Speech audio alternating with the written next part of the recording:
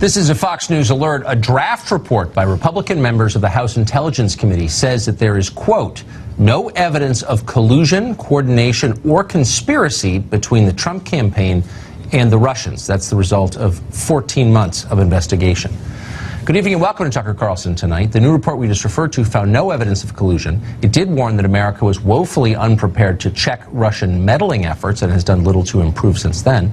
It also blasts our top intelligence officials for leaking to the media. The 150-page report will now be reviewed by Democrats and intelligence officials before it is released to the public. Congressman Mike Conaway is a Republican representing Texas. He led the investigation by House Republicans into Russian meddling, and he joins us in the studio tonight. Congressman, thanks for coming on. Tucker, good to be with you. So is the report as definitive as we just suggested on the question of collusion? Collusion. It is, Tucker. We've interviewed 73 witnesses. We've looked at 300,000+ documents to try to find what there might be. We've seen some perhaps meetings that were inappropriate or ill-advised to have taken. We've seen some chance coincidences where people bump into each other in various places, but no evidence of collusion between the Trump campaign and the Russians or the Clinton campaign and the Russians. Now, are you satisfied that you saw enough intelligence gathered by our intel agencies to make that judgment? Well, we made the judgment based on our own investigation of witnesses. We've been, like I said, 73 witnesses looking for that thread that would lead us to a collusion, conspiracy, or coordination. We asked every witness that, and we've come to we found no evidence that anything like that was going on. So Adam Schiff today, who would be the ranking Democrat on the committee, released a statement calling this report, and I'm quoting, a tragic milestone. Hadn't read it yet. So right. Well, he says it short circuits an investigation that he implies is just getting going. Well, 14 months is not just getting going. Like I said, we've done the work we believe is necessary to answer the 4 questions. We had a pretty narrow scope. It did not include collusion, did not include a lot of things that perhaps the Dems would like to chase down.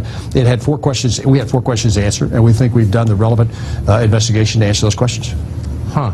So you must have learned a lot about the story more broadly. It sounds like you did after all of that time. You say that the intel agencies released their famous report, the 17 so-called intelligence agencies, saying that the Putin government favored Trump. And you're saying that's not correct? Well, first off, it's 3 agencies. The 17 agencies. I'm aware. That's why I said so-called. But that is the talk. Because I had including the Coast Guard and all the rest. Yeah, but it was 3. I'm aware. John Podesta one time because he was trying to pitch that. Oh, I hear it every night. I'm pretty confident the NRO had no. Yeah, I got that. So the 3 that did, 98% of what they did on that ICA we agree with. We had 2 trained analysts and 2 trained professionals go through that with a fine-tooth comb, all the underlying documents, some thousands of pages of documents to go through. And the piece about Trump. But the Putin purported preference for Trump, we think, is not supported by the evidence that was available throughout the entire process. Why would they say that?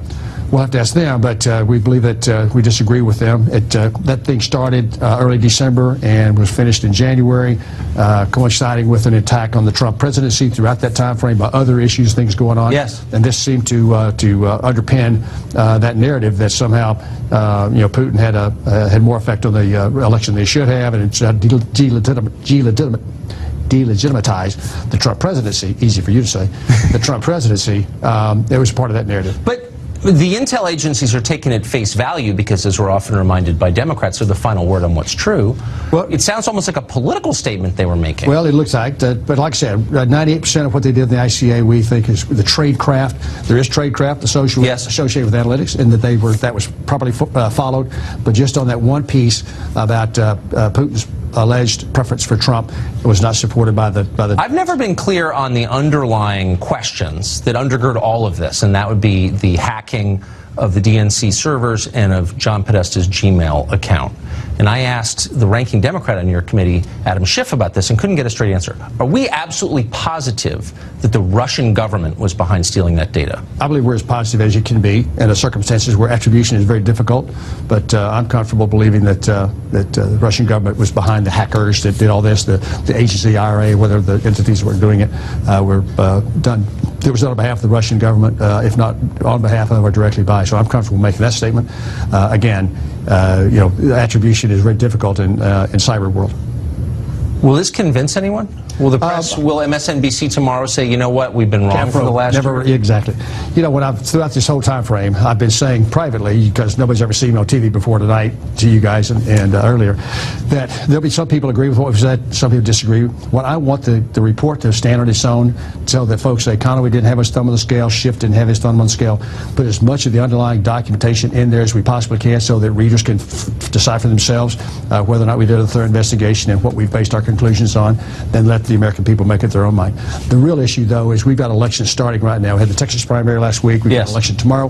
This is a big deal that we don't want the Russians or anyone interfering inappropriately with our election process. And so getting these conclusions out, beginning to have that conversation with the American people during this election season for 2018 is really important.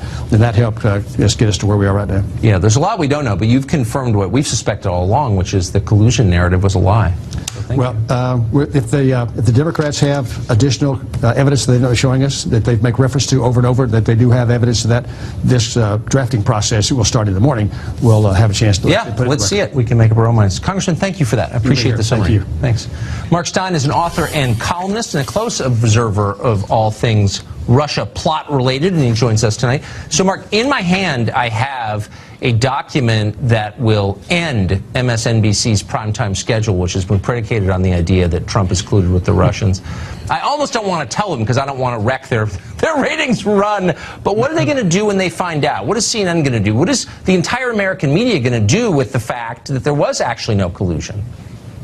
I think they'll just carry on as usual, Tucker, for the very good reason that they happen to agree with Putin on this. Putin's object, which is a reasonable one for any hostile power to take to other nations, is that he wanted to sow confusion. And he wound up sowing confusion because for the last 18 months, the Democrats and the media have run around like headless chickens, shrieking about some guy who happens to be related to a cabinet secretary who happens to find himself in a bar in the Seychelles, and a Russian walks into the bar. And it's actually not illegal to talk to Russians in bars or Russians in diners or Russians in department stores. That's not a crime. So if you want to go to a bar in the Seychelles and talk to a Russian, good luck to you.